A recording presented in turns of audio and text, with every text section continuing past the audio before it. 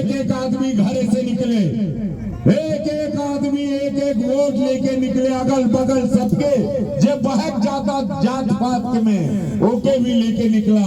इस शहर के वोट करे के पड़ी, 4.5 लाख वोट बा शहर में। पिछले बेर 7.5 लाख वोट हमके देले रहा।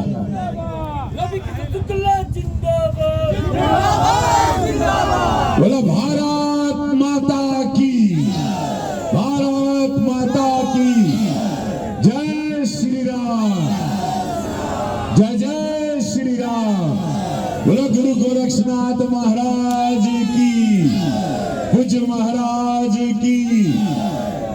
भैया हो धन्यवाद। हम इंतजार करब बूथ पर। हम महानगर अध्यक्ष जी हम लोग सब लोग रहो, हमारे साथ ही हमारा पूरा संगठन रही।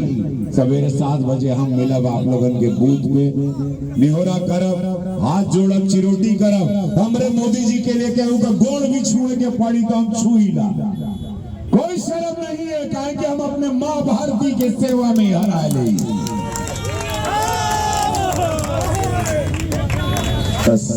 यह बोला वो कहा कि तकरार छिड़ल बात, तकरार चली, तकरार छिड़ल बात भरपूर जवानी में।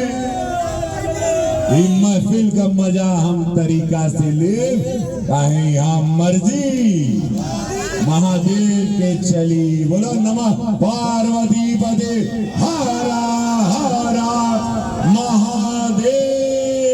1 जून के इंतजार करब बूथ पर। भैया हो जुटान हो, देश का चुनाव बा, मोदी जी का चुनाव है और केहू का चुनाव नहीं खे।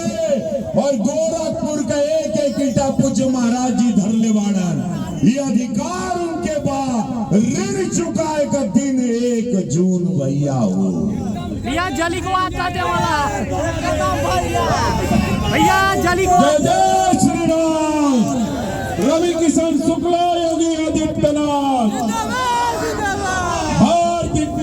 रवि किशन गोरखपुर का एक मिशन, रवि किशन गोरखपुर का एक मिशन, रवि किशन।